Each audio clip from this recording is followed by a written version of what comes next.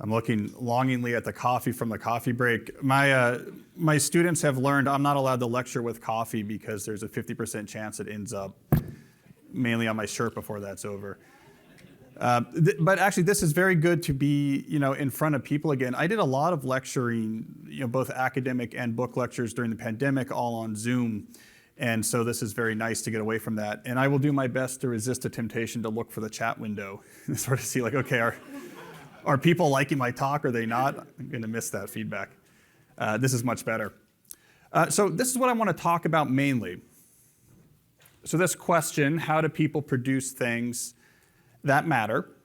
And I'm going to largely pull from this book, from Deep Work, which came out in 2016. I've written a couple books since then that I'll pull from lightly during the talk as relevant, but maybe we'll pull from more heavily in the Q&A if that becomes relevant.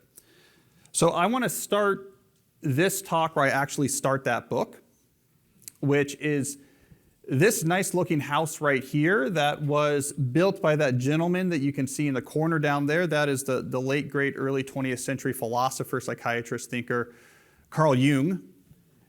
This is a house he built outside of a small town called Bollingen.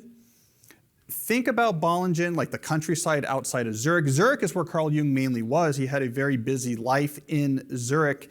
He was a practicing clinical psychiatrist. He had a clinical practice that he ran out of his house. He was also part of Sigmund Freud's circle. So he was that whole culture, the coffee house culture, the lecture culture. So he had a very busy life in Zurich. He goes to the countryside outside of Zurich and he builds this house. And because its main feature is a tower, in his diaries, he would often refer to this as Bollingen Tower. And I found out actually during the pandemic, I did a lot of sort of reading to distract myself, and I was reading some more secondary sources on Jung, and I found out that he actually purposefully built this house to look fantastical. He thought there was some sort of buried archetype about the age of chivalry, fantastical castle that he would unlock to some degree with this house. So it was very intentional what he was doing here. All right, so you look at this through modern eyes and you say, okay, here's a guy who is very busy and he goes into the countryside, he builds a house, it's on a lake. This is the upper lake of Lake Zurich. You say, okay, this sounds familiar. It's like all the people on the seacoast of Maine. This must be a vacation home. But what I argue early on in that book is that if we look a little bit closer, almost certainly that's not the case. We have a couple lines of evidence for that. One is his diaries, where we know what he would do when he would retreat out to Bollingen from his apartment in Zurich. He would be up early for breakfast, 2 hours uninterrupted writing. Meditation. It's unusual in early 20th century Europe, but he had actually gone on a trip to India and had seen these meditation rooms and built a meditation room at Bollingen Tower. So he'd meditate and he'd go on these long thinking walks in the wood. There's no running water there. There's no electricity. So he'd have to get water from the well and start a fire to make his tea and then be back in bed by 10. It's not a vacation schedule, right? I mean, if this is how you vacation, you're bad at vacationing. This is not what he was doing out there.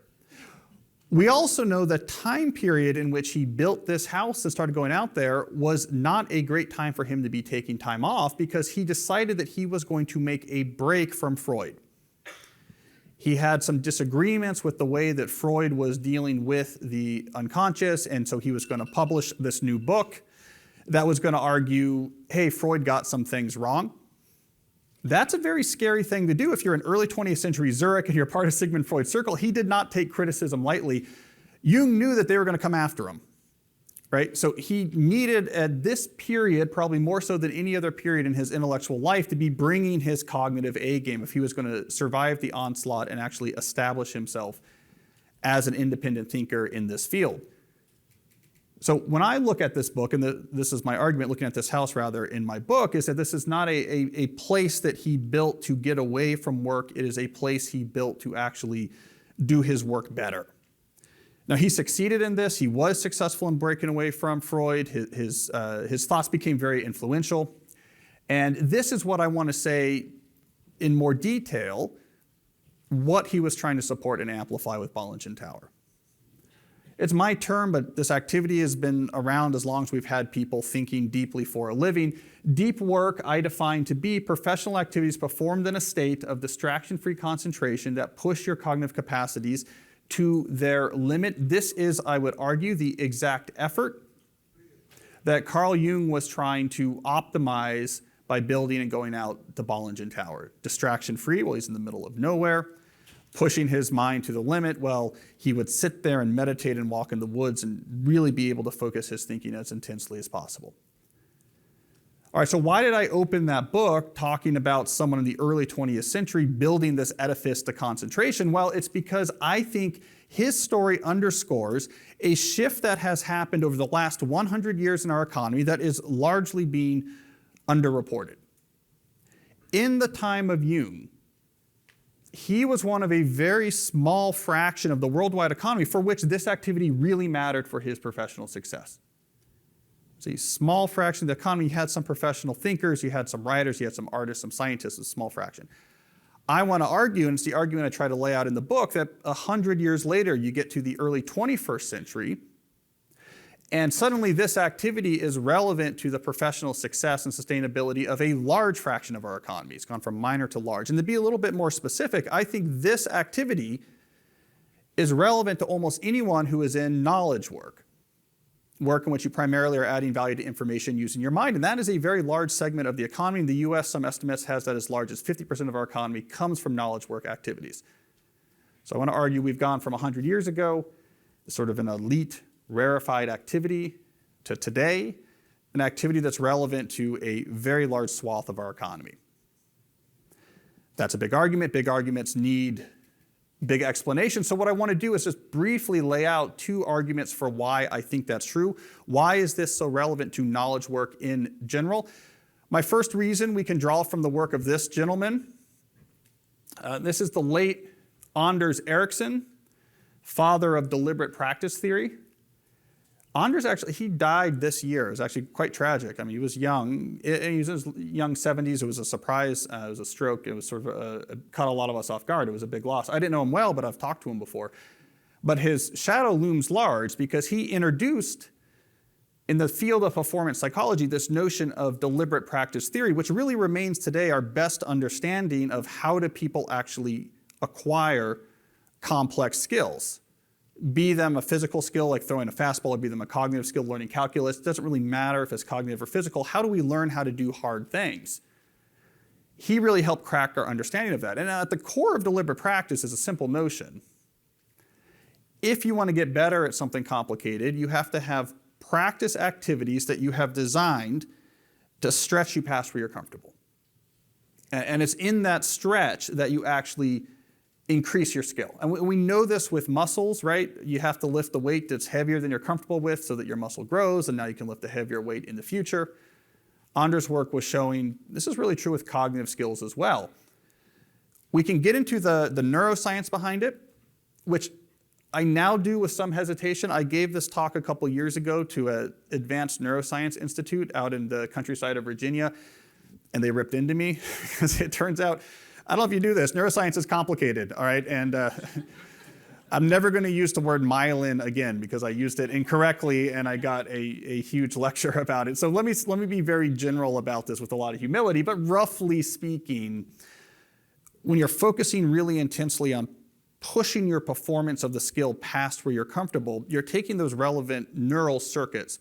And by focusing very intensely, what you're doing is you're suppressing sort of unrelated neuronal firing. You're suppressing the noise. You're going to get a cleaner firing. Fundamental idea in neuroscience, what fires together wires together, so you strengthen the connection of that network. Hey, next time you need to fire it, it fires a little easier. So that's why stretching yourself, this is actually what you're trying to do, is isolate the relevant neural network and allow it to strengthen its connections. All right, well, let's tie that back to deep work. To do that, to focus on something to the degree that you're pushing yourself past where you're comfortable, that is an act of deep work. The more comfortable you are sustaining intense concentration, the more time you have in your schedule to put unbroken concentration on things, the easier time you will have acquiring new skills. Now, I argue this is broadly relevant in knowledge work. It's an increasingly competitive economic sector. If you can pick up new ideas, if you can pick up new systems, if you can pick up, God forbid, these new technologies to keep coming at us quickly, it's a big advantage. If you can't, it's a disadvantage. So this is one place where I think deep work, this ability to focus intensely, has become quite relevant. Here's the other reason I want to argue. It's going to help you produce more stuff. It's going to help you produce stuff of a higher quality. Now, this gentleman here is who helped me come up with or understand this notion. I don't know if anyone recognizes it. This is Adam Grant, the Wharton Business School professor. He's also a writer. He wrote Originals, Give and Take. His new book is Think Again. Adam, I like to think of as someone who was put on this earth to make me feel bad about myself.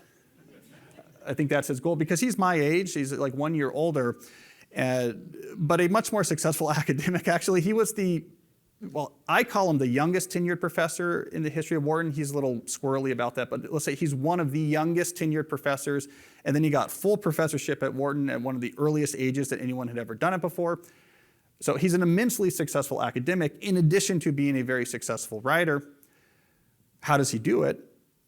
Well, if you go and you look at his CV, there's a clear proximate answer. He's publishing about, or at least when he was this period of where he was going through his promotions very quick, he doesn't publish as much now, he was publishing about 2x more high-quality peer-reviewed journal papers than his peers at comparable elite business institutions. So he outpublished them, which is how you move quickly through the academic ranks, right? So let's push that question a little bit farther down the hill. How did Adam Grant publish twice as many papers as his peers at these schools? This is where I think deep work becomes relevant. So what Adam did, and this was a revelation when I learned about this from years ago, is on the scale of semester, he would put all of his courses into the fall semester. So I teach in the fall, and when I'm in the fall semester, I'm captain professor, my door is open, I'm accessible to the students. He's very successful at this. He won a distinguished teaching award, sort of school-wide teaching award at Wharton, so it worked out very well. But then the spring and the summer, no teaching. Now I'm going to think about my research. Then he recursed down to a lower level and said, okay, now that I'm in my non-teaching times of the year, there's going to be periods that last a few days at a time when I go into complete work mode.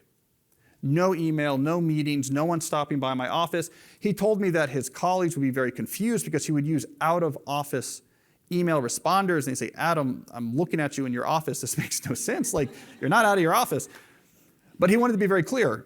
Treat it as if I am getting surgery or something, right? So he would have these days of completely unbroken work on his research, and then he would come out of those periods and be very accessible again. Adam is actually sort of famously accessible. We've had a little bit of back and forth in the pages of the New York Times where he thinks I'm too rough on email, and so he wrote a response column saying like it's rude not to answer emails, that email's great, and so he's very accessible, except for during those periods where he's working. Now, here's where the math gets interesting. If you go back and actually roughly try to approximate how many hours is Adam spending during those periods working, it's not more total hours than his other professors at Wharton or other schools, because he's only working some semesters, only working some days. His peers are very hardworking. They're working all the time. He's not working more total hours on his research than his peers. He's producing twice as much. And if you ask him why, he says, oh, it's deep work, and in particular, his attention is focused on one thing at a time. So he put me down this rabbit hole that I uncovered some for deep work, but in my new book, A World Without Email, I actually deeply uncover this rabbit hole that covers neuroscience, it covers organizational psychology, and it covers regular psychology, this rabbit hole on attention switching. But Adam was quick to this. He was friends with a professor named Sophie Leroy who did some fundamental work in this area. But basically, here's the short version of it. We don't switch our attention very quickly. Humans don't. It's a messy neurological process. We have to suppress some semantic networks. We have to amplify others. It can take up to 15 minutes for us to really get our mind in the context of what we're working on. Then we can hit our stride. If you switch from what you're doing to something else, like an email or someone stopping by your office, and then you come back to the thing you're working on, you come back to the thing you're working on at a much lower performance level. This is what his friend Sophie Leroy would actually measure in the lab. They had these experiments where they would give people business tasks and then they would interrupt them. And her main ploy was, oh, you forgot to fill out a form on the consent or whatever, but they could measure their performance on these business tasks before and after the interruption. The performance would go down, because what happens is when you switch your attention to something else, you initiate the context switch. So your brain starts doing a lot of work. We got to start suppressing this network. We got to start firing up this network. But then you abort that a couple minutes in because you didn't see the email you're looking for, and you try to rinse your attention back to the original task, the Adam Grant research paper, whatever it is, and now you're trying to stop that shift of attention and return to the other attention. The whole thing just collides in your brain. And the result is reduced cognitive capacity. It's cognitive fatigue. For some people, it creates a low-level, low-grade feeling of anxiety. So what Adam was doing is he wasn't making himself smarter. He was avoiding the thing that was accidentally making his colleagues dumber. So it was all relative. So when most people do work, even when they think they're single tasking, they're quick checking email, they're quick checking their phone. Let me just see what's going on Twitter. Let me just make sure this Slack message isn't coming through. So they're in this constant state of attention residue. It's a term Sophie Leroy came up with. And so they're artificially lowering their cognitive capacity. By working for days at a time with none of those distractions, he basically was just able to use the full capacity of his brain, 2x more papers. That 2x number, by the way, comes up quite a bit anecdotally when you look at people who radically try to shift their work habits to get rid of these context shifts when they're working on things that are cognitively demanding. 2x more results than the people that are around them is a number that comes up anecdotally a lot. I think it's a good approximation of what we're talking about. You could produce about twice as much if you're doing so with full focus on one thing. Well, I mean, obviously this too is going to be very important for knowledge workers in general. It's an increasingly competitive economic sector. If you're producing at an elite level, better work, more work, that's clearly going to be an advantage. So it's another place where I think deep work is relevant to people who actually make a living doing things with their minds. Now, I'm not the only one who thinks this. This is from The Economist. They had a really good turn of phrase, which I wish I had come up with, but now I steal. They say deep work is the killer app of the knowledge economy. I think that's a good way of thinking about it. The term I sometimes use, which is where the title of this talk comes from, is that it's like a superpower in the 21st century knowledge economy. Right? So this is my argument for there's something here that's really important, and this is really different than the time of Jung. This is broadly applicable, not this rarefied thing anymore. But this brings us, of course, to the issue, which is we don't seem to be embracing this reality in the world of work and in our own lives. We don't really see the world of work getting increasingly serious about how do we protect focus. We actually are getting the opposite. And we stipulate why. Okay, why aren't we doing more deep work? It's email, it's Slack, it's social media, it's these things that are happening on our phones, it's these things that are happening on our browsers. We are creating an environment in which we are more distracted than we ever were before. Now in deep work, in the book, I just say, let's just stipulate, this is so obvious, let's just stipulate this is why we don't have a lot of deep work in our lives. In my new book, I actually deeply go into the tale of how we got here, which is an aside I won't follow right now, but it's an interesting tale why we ended up working the way we work. But let's just all stipulate for now that clearly our current mode of work is not one that is conducive to long periods of unbroken concentration. This not only fragments our time, so we literally don't have the long periods, but it also reduces our capacity to concentrate. We get so attuned to looking at these things all the time that even when it's time to concentrate, we're on the plane, there is no email, there is no internet, we have a hard time doing it. So it's sort of a double whammy of anti-deep work. That's the new book in which I get into the case for how we got there. Again, interesting story, but we'll put it aside for now. The sort of TLDR summary is accidentally. So this way we work with the 200 emails a day wasn't planned, and it's not actually a very good way to work, but I will defer that argument for now. All right, so now we have two pieces that we put together, and we get the key hypothesis of my book, the key hypothesis that I want to try to deliver today. I call it the deep work hypothesis, which is we have two things here. Deep work is important. Deep work is more rare. It's important as more of our economy is cognitive. It's more rare as we have more of these technological distractions. Our Econ 101 hats tell us this is supply and demand. Something more valuable becoming more rare. The price is going to be very high.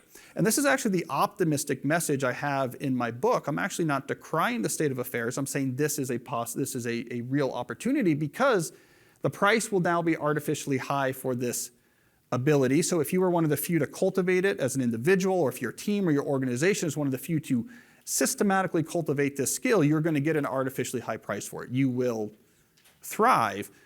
relative to everyone else in our current distracted moment. So I see real opportunity in here, as well as some dismay about the situation that we're in. All right, well, that's the key then. How do we actually do that? So how do we actually cultivate our ability to do deep work? That's what I want to actually focus on for the second half of the talk.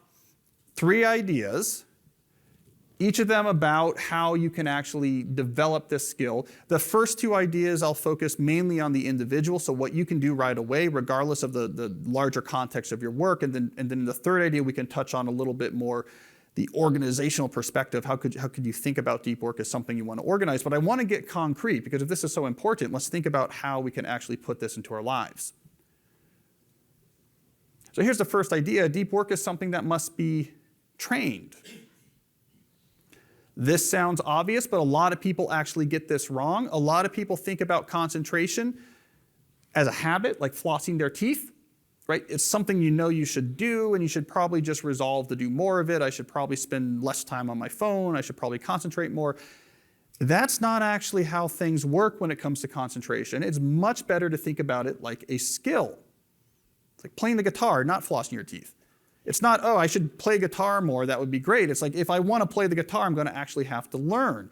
Concentration, it turns out, is not a supernatural activity for humans, especially on symbolic, complex, abstract thought. This is us as a species hijacking brain mechanisms meant for something else and really pushing it to an extreme. So it's not a very natural thing to do, and it needs practice.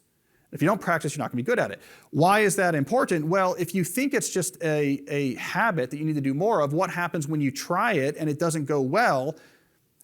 You assume it's because I'm not a deep work person. I'm just not a good concentrator, and you sort of give up on the whole endeavor. But if you recognize, no, it's a skill that needs to be trained, then when you try that first session, you say, I'm just going to be all in, no phone, and it's hard. You think about it like when you first pick up a guitar, you say, like, of course it sounds bad. I just started practicing, and you're more likely to stick with it. So it's one of the things I argue. We have to systematically train this. How do we do it? Let me give you a couple ideas. Number 1, embracing boredom. Now, I am not of this camp that lionizes boredom. I think there's this movement I've seen in the last 5 or 10 years. I think boredom is a very complicated topic. I've been doing a lot of reading on it. I haven't written much about it, but I did Lex Fridman's podcast not long ago, and we did a long thing on boredom. So it's maybe the sort of the best state of affairs capturing of my thoughts. I don't lionize boredom. It's actually not something that we should say this is great to be bored. But what I do recommend, pragmatically speaking, is actually just having the experience of boredom on a semi-regular basis. I'm talking once or twice a day. Why is that important? Not because boredom is good, but because our brain, in an age of smartphones, ubiquitous high-speed wireless internet access, it can build a Pavlovian connection if every single time you feel bored, you satiate that. Because you have these data centers running complex algorithms that have reduced you to a complex vector of data points from which it can select just the ideal thing for you to see in that moment to banish boredom. It's a miracle of technology, but what it means is you have the ability to banish every moment of boredom as it arises. It's not a problem in the short term, but in the long term, it's a Pavlovian connection. Boredom means stimulus. Boredom means stimulus. Why is that an issue? Because deep work, by definition, is boring. It's not a lot of novel stimulus if you're doing the same thing for an hour, 2 hours, 3 hours. So if your brain has learned, I always get the shiny treat when I feel this way, it's not going to tolerate the concentration. If, on the other hand, it's there's a couple times a day, I go to the pharmacy, I don't bring my phone, I put the headphones away when I'm walking the dog. It's like, yeah, sometimes we don't get the distraction. Sometimes we do, sometimes we don't. Okay, this must be one of the times we don't. So this is an argument for boredom is not good, but the complete absence of boredom in your life causes unexpected externalities. All right, here's something else you can do. This is actually literal training of your brain. It's a technique I call productive meditation.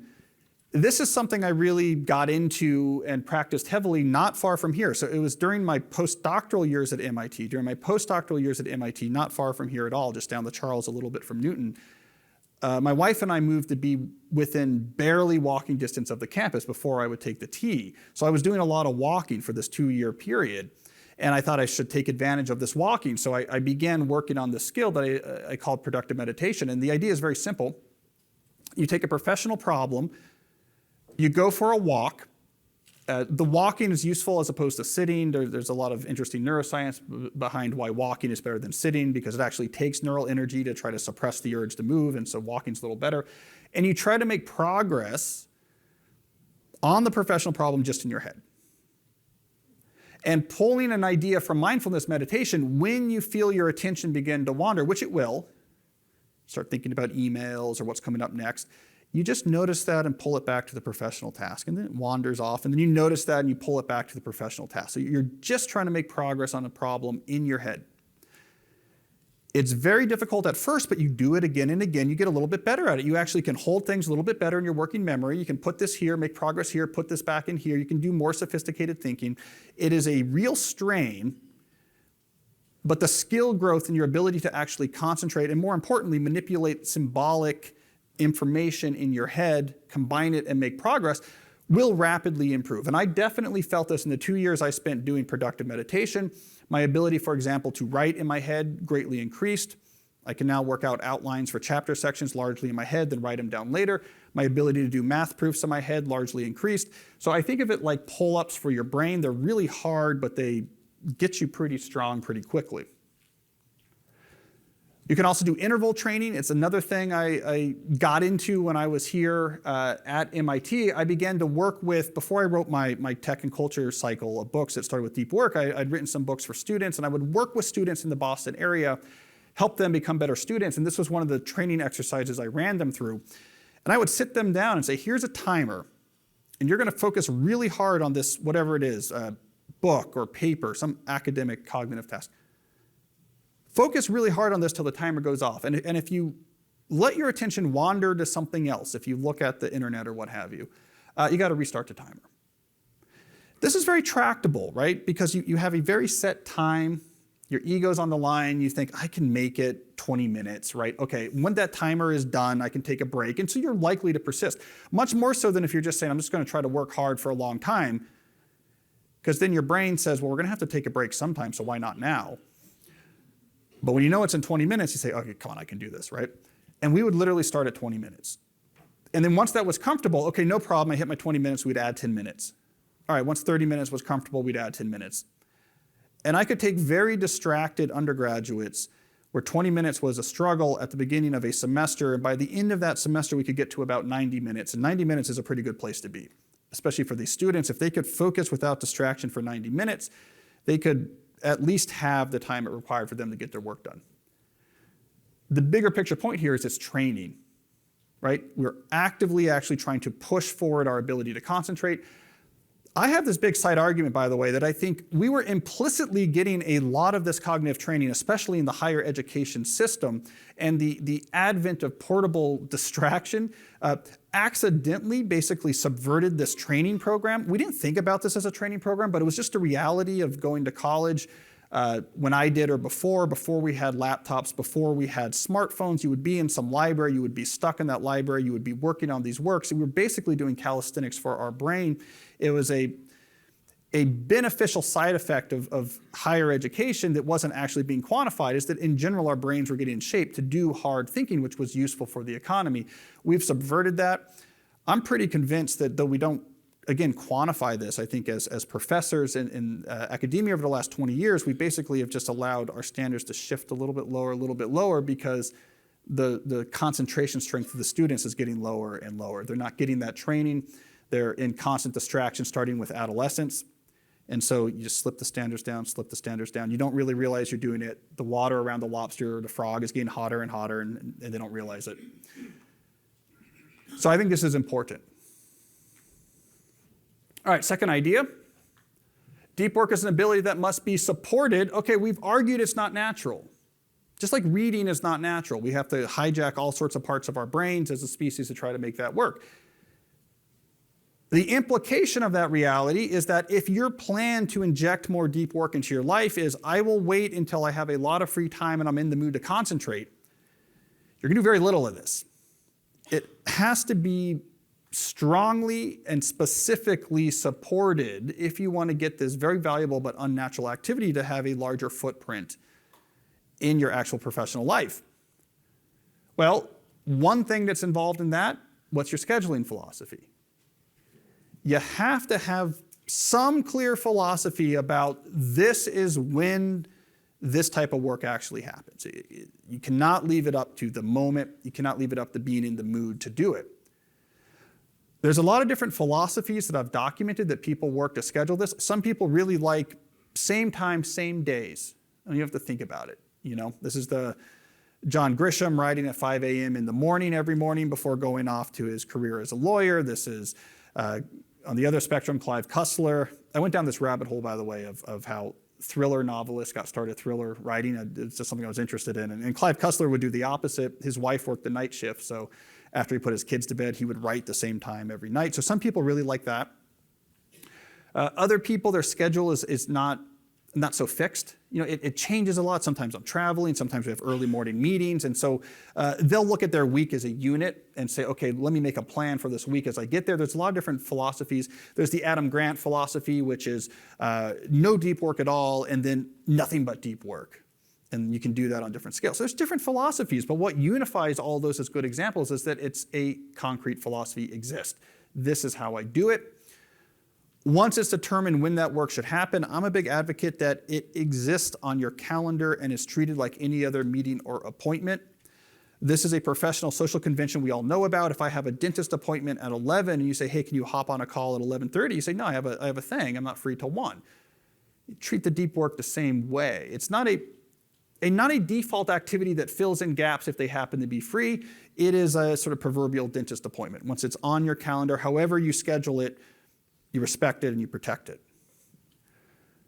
Also important, again, overcoming the reality that this is not a natural act for humans, is where you do the work and what rituals surround that work. Location can be critical.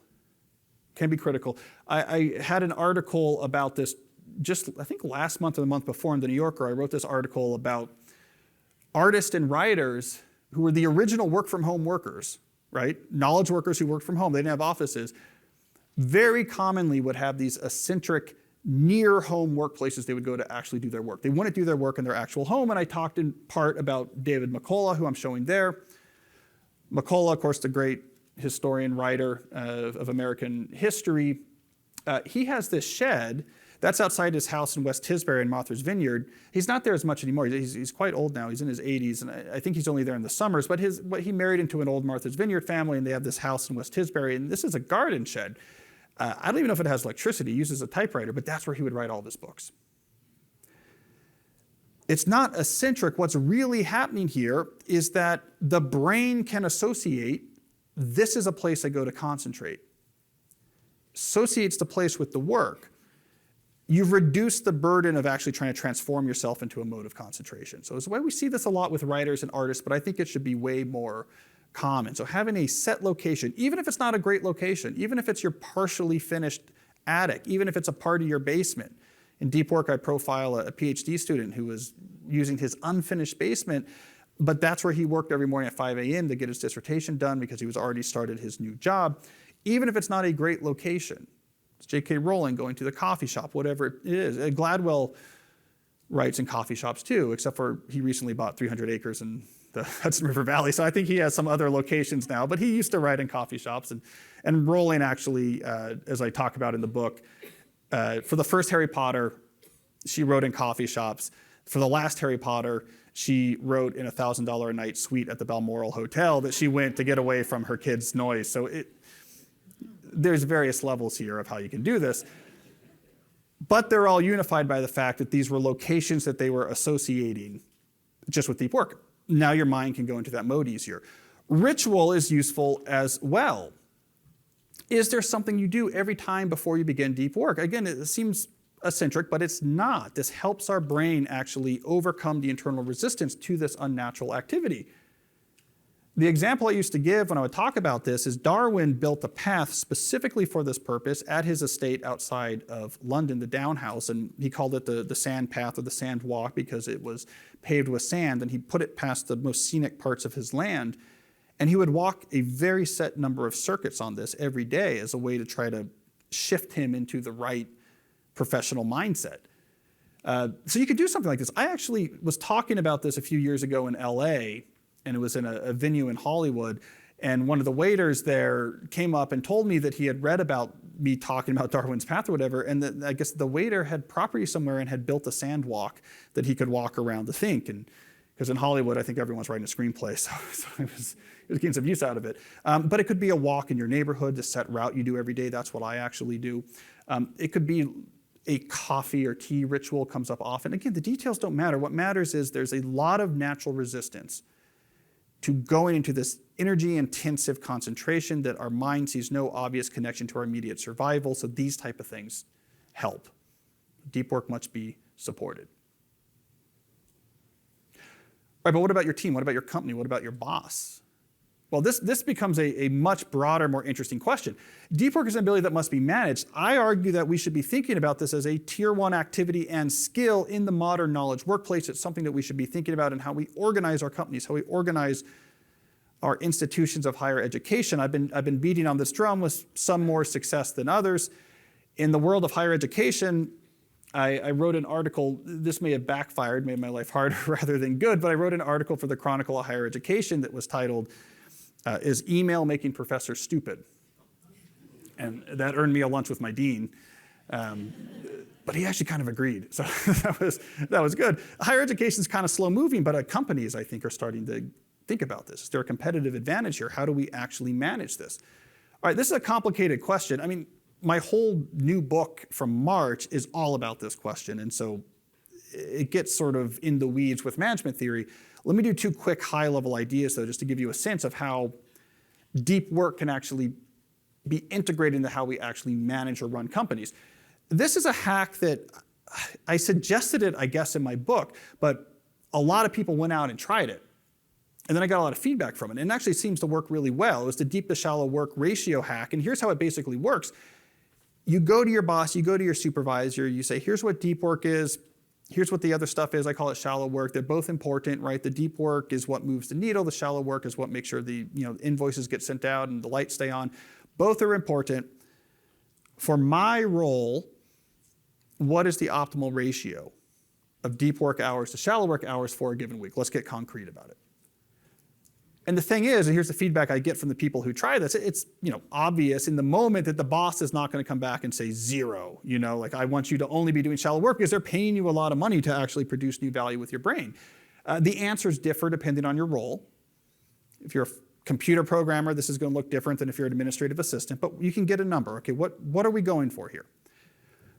Once you have a number, you can measure, and then you can come back and say, look, I'm not hitting this mark, right? We said it should be 50-50, but I'm really getting only about 25% of my time with these unbroken deep work hours.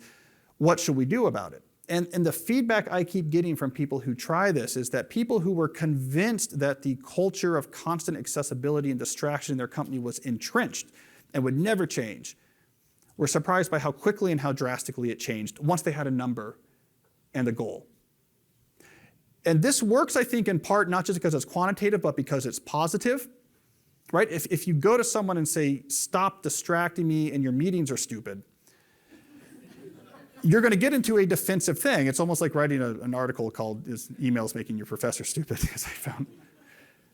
But if you say, I want to be more valuable, oh, this number is going to make me more valuable, it's going to make me optimal for this organization, then hey, we're on the same page here. Yeah, we're trying to make you more valuable. We're now making changes to our culture, not because you're unhappy, not because you think my meetings are dumb, or because we want to get more value out of you. And it's surprising how that shift in mindset really does work.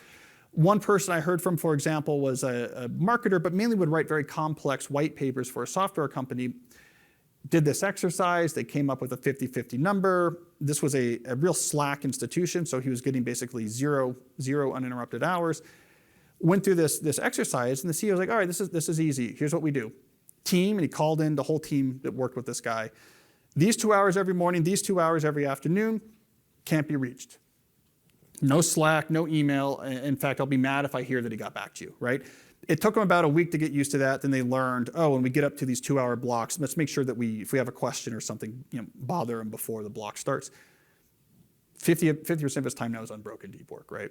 And it just took having some sort of quantitative positive conversation. The bigger picture solution here gets more complicated. So the core argument of A World Without Email, my new book, is that fundamentally the thing that is blocking us most of taking most advantage of our minds in the modern office environment is the implicit agreement by which we organize our collaboration. I call it the hyperactive hive mind, but essentially as soon as we got low friction digital communication tools into the workplace, we adopted this mode of collaboration, this hyperactive hive mind mode of collaboration, in which we said, we'll just figure most things out on the fly with unscheduled messages. What about this? Can you jump on this call? Did you get that file? What's going on over here? We'll just figure this out with back and forth unstructured messages.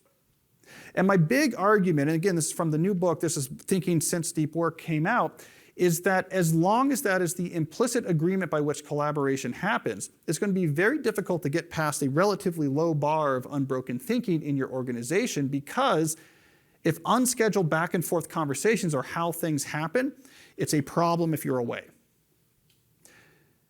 We got this wrong. When we first really began getting concerned about things like email overload in the early 21st century, we thought the people were doing it wrong. Right? Remember the crackberry terminology? You're addicted to email. You have bad email habits. Why don't you just batch it? Let's do the Tim Ferriss autoresponder. Remember that? To better service you better, I will only be checking my email twice a day. And for about 3 months in 2007, we thought this was going to solve the problem. And then it just annoyed everyone and we stopped doing it. But we all thought it was just that people had bad habits, a very sort of instrumentalist type of view. My argument is like, no, if how you organize is with unscheduled back and forth messages, the reason why we're checking email all the time, the reason why we're checking Slack all the time is because this mode of work demands it. If I have 7 different back and forth conversations going on, and some of the decisions happening in these conversations have to happen today, I need to see these messages pretty quick after they get to me so I can hit that ping pong ball back and they can hit it back to me. We can hit it back in time to make a decision before this afternoon. And if I say, no, I'm just going to go off and to better serve you, not check email until this afternoon, it actually might stop a lot of decisions getting made in time. So my ultimate solution for what we need to do is replace that mode of collaboration. And I like to point to the assembly line of Henry Ford when I make that argument.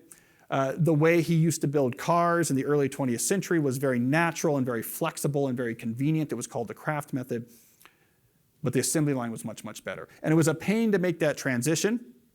It cost money. It slowed things down. They had to hire a lot more people. There's a lot of technical hurdles. But it made the production of cars way more productive. Something like that has to happen in knowledge work. I think this hyperactive hive mind mode of collaboration, let's just rock and roll, we'll figure it out on the fly, is convenient and it's flexible and it's natural and it's killing our ability to concentrate.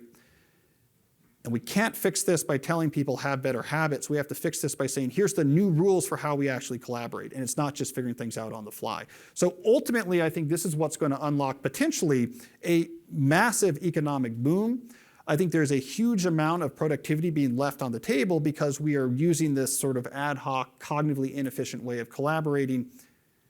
When we replace that with alternatives, it is going to unlock a lot more of this undistracted concentration. Undistracted concentration occurs, as we learned from Adam Grant, at a much higher level of capacity. Suddenly, this attention capital that is latent in all these office work environments can produce a lot more. So this is going to be a big part of the ultimate solution for how we get more of this into our work life, is we're going to have to start thinking much more critically about how do we actually collaborate process by process. How do we want to do this? It's going to be hard work, but it's going to create, I think, an economic boom. All right, so I could talk endlessly about this, but I want to move on as soon as I can to actually hearing the questions you have. So let me just quickly summarize what I talked to you about today. The deep work hypothesis said, this skill is becoming more valuable at the same time it's becoming more rare. Econ 101, the price is artificially high. Cultivate this skill and you are going to be in a period of great advantage. Then we gave these 3 ideas about how to do that. Train it. If you don't practice it, you're bad at it. Support it. If you don't go out of your way to make time for this and have rituals and locations for it, it's going to be very hard. It's unnatural. And finally, we should have this when we think about how we actually manage teams. This should be a tier 1 skill that we care a lot about, just like Henry Ford cared about what the man hours per Model T metric was. We need to think about these cognitive metrics in a modern knowledge economy. So that's my argument. Deep work is more important than we realized before. Hopefully everyone here will get a head start on reaping the advantage of this, because not everyone's doing it right now. But even more hopefully, I'm hoping 10 years from now, a talk like this won't even be needed, because of course this is what people are focusing on, and this disproportionate advantage will actually dissipate. So thanks for your deep attention, and I'll move on to questions.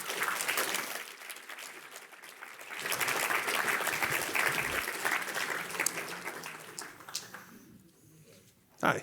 Elon Musk recently on Saturday Night Live announced that he had Asperger's syndrome. He said about 0.5% of the population does.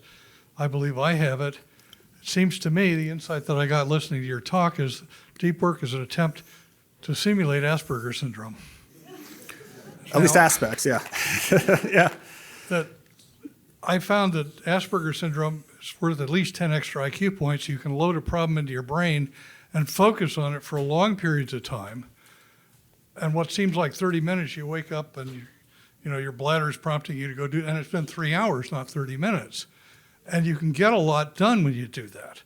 The best intellectual achievement I ever had was on a 5-mile walk. I was working on the Apollo program, Southern California, went on a 5-mile walk, and at the end of it, I figured out how to apply Ayn Rand's epistemology to the foundations of mathematics and avoid Gödel's theorem and the uncertainty stuff and the Russell paradox and so on. So do you believe that what I said is true, that deep work is an attempt to simulate Asperger's syndrome? Well, no, it's a good question, right? The other relevant thing here, I think, is also in ADHD, there's a similar mode that's often called hyperfocus, in which you can get completely lost in what you're working on. So that is, I think, concentration at an extreme that can produce extreme value.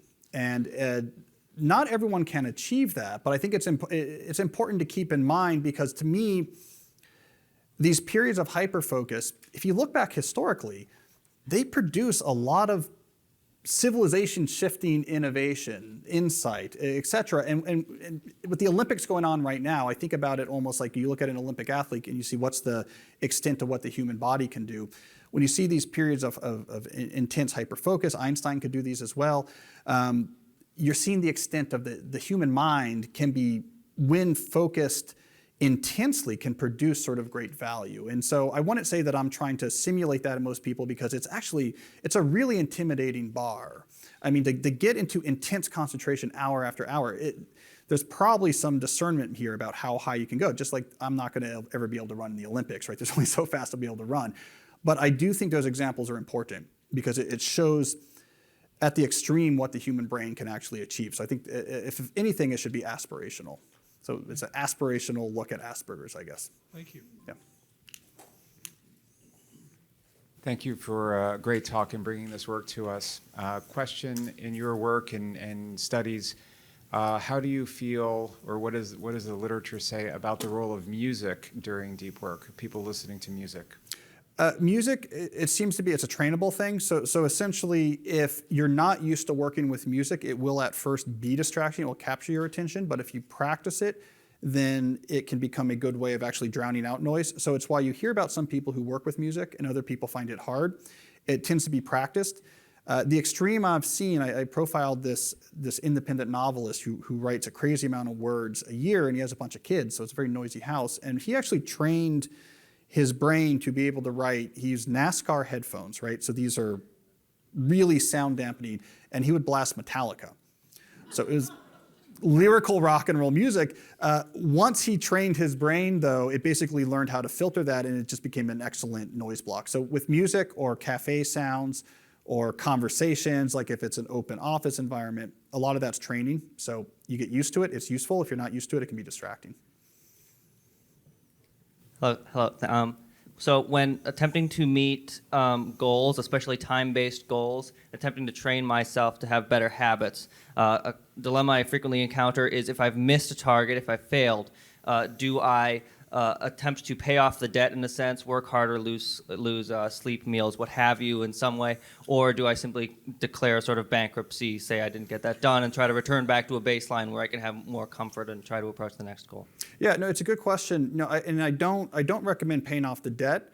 So I wrote an essay a couple days ago, and what I was talking about in that essay was I was reading John Gribben's book, The Scientist, which is like this magisterial survey of science, basically, and all the scientists from starting the Greeks up to now. And the thing I was noting in this essay is the pace at which they work on the daily scale is significantly less than what we would think is productive. Like they would work. I'm talking Galileo, I'm talking Newton. Years would go by, and then they'd get back to it. Or when they were actively working on a problem, they'd say, I got to write this letter to someone in the Venetian Republic, and it might be a month until I hear back, right? And so on the short scale, it's like, wow, these people are not very productive in the way we think about productive, the sort of the busyness, the activity. And yet on the large picture scale, let's say years, they're immensely productive. They changed the whole world. All of the scientific theory on which the modern world is built. And I came away at that with this message of what you're really looking for, in my opinion, is in some sense busyness and strain. I really got after it today and I'm exhausted, is maybe less important than trying to find the sustainable rhythm, where I'm coming back to the hard things again and again on a regular basis. Some days I'm sick, some days I'm tired, some days I don't get into it, but you know what? I come back to it again and again. It's like Galileo working on, I talk about how it took him 6 years to finally write up his work on the pendulum. It adds up to something at the larger scale and something more significant. So I don't sweat the individual day if it's a bad day, or you get distracted or something else comes up. I say look at the bigger picture. Am I working with, when I work with incredible intensity, on a good pace over time, that's going to accrete to a lot of things. And it's the way, for example, I talk about my writing career. I've written a lot of books. I've written 7 books, and I'm not super old, but on the other hand, I'm in my 2nd decade of writing books. I signed my first contract when I was just turned 21. And so it's never hard in the sense of I have to, I'm exhausted, It's, I think and I write. I just have kind of been doing this at a sustainable pace for 2 decades, and then you look up and you say, oh, there's a bunch of books produced. So it's all a way of saying, don't put too much stress on what happened today, but put a lot of stress on what happened this year, if that makes sense. Yes, and I should say, all I see is dark, shadowy figures approaching the microphone, so I think if you stand a little to the side. Maybe I can get it better. So you mentioned that deep work can be very boring. It could maybe in some cases and for some people be highly unpleasant. So I'm wondering if this is just a matter of concentrating your unpleasantness in your work into one concentrated time period instead of people who are, let's say, micro-distracted with Facebook or whatever they click off to, which might make their work less effective but more pleasant in the long run. And if so, would you say that deep work might lead to burnout in some people in whom the work is just so unpleasant that they hit a point where they can't work at all and just maybe get depressed or something? Yeah, well, so deep work can lead to burnout. I mean, I write about it in the book about how I sort of, I was working on it right around the time I was getting tenure, and I kind of burnt out that year. I was publishing a lot and working on the book. The burnout comes not from the unpleasantness. It's unpleasant in the sense that it's not a in the moment novel stimuli, but it's unpleasant in the sense that, exercise is unpleasant, right? In that it's your lungs are straining, but it's also deeply fulfilling, right? Because you're doing something intentional, you're making intentions manifest in the world. So the burnout that comes from deep work is more of an energy debt. It's just cognitively demanding. There's only so much you can do. And so if you overdo it in terms of the raw volume of deep work, it really can burn you out. There's a lot of seasonality that's needed. I mean, I have an internal heuristic that basically every hour of deep work I do, I want to try to balance off with an hour of time I spend intentionally on something non-professionally related. So I have to balance those 2 ledgers. And then everything else, all the logistical stuff, I have to make fit. So then I have to get really careful about productivity and organization because that doesn't leave a lot of time. But I think you have to balance those ledgers. So you don't interleave. So when you're doing deep work, you do not want to context switch. It's no longer deep work if you're context switching. It kind of makes it pleasant, but not really, because it's very frustrating because your brain can't function. It's why I think a lot of office workers are done by 2 p.m. The context switching, email back and forth, it just drains the brain. It's incredibly exhausting. So when you're doing deep work, you want to do it without distractions. It can be unpleasant, but unpleasant in the sort of my lungs burn while I'm running, but I feel good about it sort of way. but be careful about the raw amount of you're doing it. I think recovery matters. You have to balance it with other type of activities, if that makes sense. Really enjoy your work. Right at the end of the talk, you alluded to team collaboration and ideas that you were having for how to have undistracted team collaborations. I wonder if you'd have just a couple of examples of that. Yeah, so I mean, it's a complicated issue. So I had to write a whole book about it, basically. But like what I argue is that we have to break down teamwork or any type of office work into the individual constituent processes that make up that work. We deal with client calls, we produce white papers, we whatever, right? And then we have to have bespoke collaboration strategies for each of these. And that these strategies have to be optimized. I think that the secondary metric that we should actually optimize is how many unscheduled messages have to be seen and replied to execute this strategy. And that's the thing we want to minimize, just like Henry Ford was trying to minimize how many man minutes were required to produce the Model T. I think we should try to be optimizing how many unscheduled messages do I have to respond to, because that's a direct proxy for context switches. If there's a lot of messages I have to wait to receive and then respond to, I'm going to have to check things a lot. I'm going to have a lot of context switches. So that's what I argue, is that you're going to have these bespoke solutions for different types of collaboration. One example I point to of a sector that gets this pretty good is actually software development. They long ago abandoned largely the hyperactive hive mind approach of collaboration. They tend to use these agile methodologies like Scrum or Kanban, where they have a centralized board in which they keep track of all the different tasks on the project, what's their status, who's working on what. They carefully titrate works in progress. How many things should you be working on at a time? The communication about the work is put into highly structured status meetings that go really quick. What were you working on yesterday? How did it go? What are you working on today? What do you need? They have a whole sprint methodology where you can do one thing with intense focus till it's done. So I think it's a great example of a sector where they've built a way of doing collaboration that is more specific than just let's rock and roll on Slack and figure it out. And I think because of that, they're actually able to get a lot more out of the mind. So it's an example of what these things might look like, but it's going to be very different depending on the exact type of work we're looking at. I get a lot done when I'm not on duty, which especially blocks of time late at night. But my question was, it had to do with, you were talking about productive Meditation? Meditation. Yeah. What about productive sleep? Can you see any role for like reflecting on a problem, setting it up, and then letting your brain work on it while you're asleep? Yeah, or just working on it when you're not thinking about it. I mean, it's an interesting field. And so there's a whole theory about this sort of unconscious cognition theory that is having some replicatability crisis issues.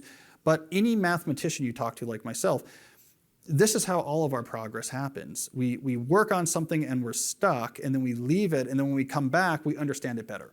So I'm a big believer, just anecdotally, that the brain does a lot of unconscious cognition on work beyond what you're actually thinking about while asleep, but also even while just doing other things, because it's at the core of our field. And the way it shows up a lot for academics, at least in my experience, is I'll read a paper to do a peer review. So you like read a journal paper, and you're like, I don't understand what's going on in this paper. How am I ever going to write this review? And then you kind of come back to it later, like, well, let me start. And you're like, my God, I have a really impressive understanding of this paper.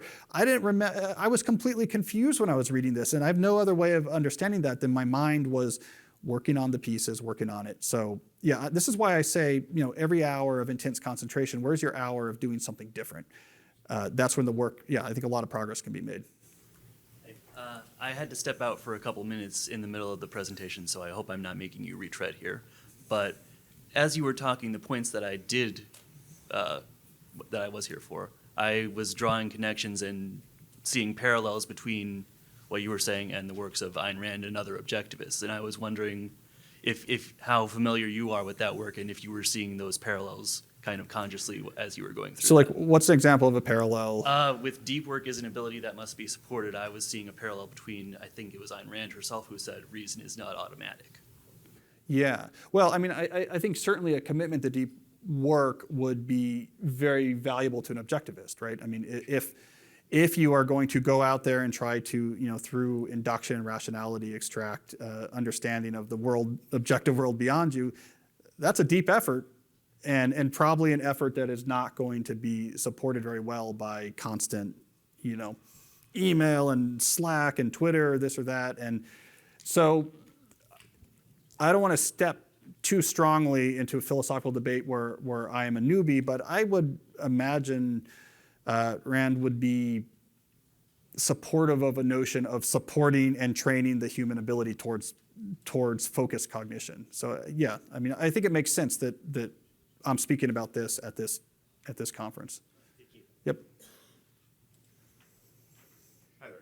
So I'm a product manager in corporate tech, and despite even a ton of lip service by our own leadership teams and so on to your work explicitly, it seems very difficult for them to actually get over the hump of having nonstop context switching and getting any kind of meaningful deep work done. I mean, my calendar, I can tell you, is a complete mess, but it seems there's just no support from leadership, and there's really, it seems very difficult to be able to influence them to take this seriously and to like support us. Do you have any concrete recommendations in that kind of environment? Well, okay, so I mean, first of all, I think this is the key observation. It's very difficult, right? And this is part of what's held us back. I talk about the assembly line because it was incredibly difficult to switch to that mode of producing cars.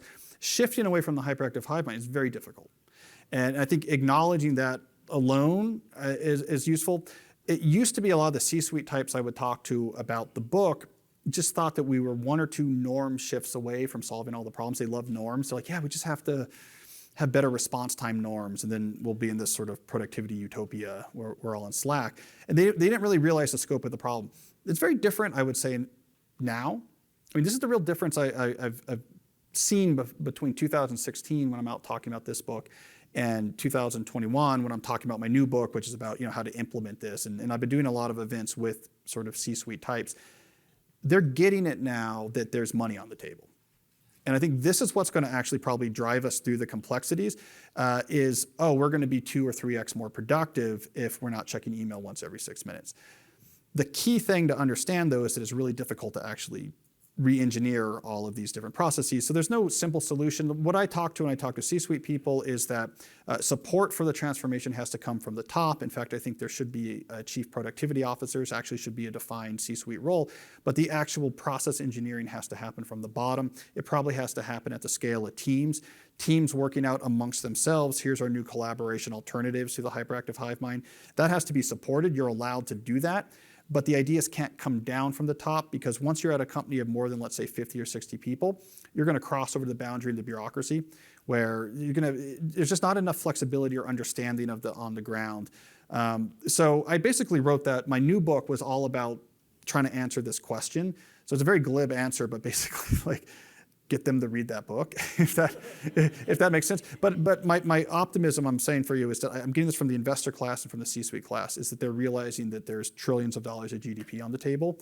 So change is coming, right? And this is different than it was before. People want to make this change because they want the profitability, and they want to reduce the voluntary turnover because it's a much more pleasant way to work. So I don't have an easy answer of like, here's the one thing that'll make it easier, but I do have optimism. There's a commitment to these changes that I think is arising now that was not here 4 years ago. Thank you. Yep. I have nieces and nephews that the moment they receive a cell phone, I lost them. I mean, they became zombies. They lost all ability to focus, to concentrate for a long time. They need this rush of hormones that they receive when they see TikTok and they see these things in the phone. So, and then I can see that when they go to college, they will have these struggles. Yes. So this means that this is a parenting issue at the beginning. So do you have some thoughts about how a good parent could deal with this situation? Yeah, well, I think it's a huge issue. And I wrote a book about this a couple of years ago, Digital Minimalism, that tried to get into this issue to some degree. I think it's incredibly dangerous for the developing mind to be given sort of unrestricted access to this world. I think if you're in this age right now, you're very unlucky, because the way we tend to do these innovation cycles is there's there's an early period of experimentation and exuberance where we just try stuff. And so we just gave phones to everybody because, I don't know, their friends have it. And then we typically advance our understanding. So I think culturally, I've been on the record saying, I think 10 years from now, we will look back and say, well, of course we're not going to give a 14-year-old a smartphone. But there's going to be this 15-year period where we do, because everything goes. And we see this with many different types of innovations, both chemically and, we were using heroin to help headaches, right? We're kind of in that stage, but we're just leaving that stage now. So I think it is quite something to be very worried about. A smartphone with this type of technology, unrestricted access to the adolescent brain, 16, I think even 16 is too early. Honestly, what's probably psychologically most healthy would be that you don't have unrestricted access to that till college. This makes me incredibly unpopular among teenagers, but it's something I believe. The one thing I do think that is helpful is the mirroring of this behavior in your home. So actually in your own home, not being on your phone. Practicing something like I call it the phone foyer method, but basically your phone is in the foyer in the front of your house. If you need to make a call, you go to the foyer to make a call like the way we used to do it, or if the phone rings, you go in there. If you need to look something up, you go there. It's not with you. And we sometimes underestimate the value of what our kids actually see. I think the behaviors we demonstrate is often more influential than the lessons we try to teach. When I was promoting that digital minimalism book, at least one parent told me at an event what their strategy was. They were on a car trip, and so the kids were captive, and they put my book on the audio. And so they had no choice but to listen to digital minimalism on audio. The one silver lining I'll give is teens are very savvy, and teens are very, culturally speaking, wary of feeling as if they are being manipulated or taken advantage of. And so the message, like for my writing, that really resonated most with young people is the degree to which especially the social media companies are just completely manipulating and taking advantage of you. You're the human batteries in the matrix, basically. They're just siphoning this stuff out. And that doesn't sit well with teenagers. And so it's actually starting to become countercultural to not be using these services. Like now it's a norm. Yeah, I'm on TikTok and I'm on whatever. It's emerging as countercultural to be someone who doesn't.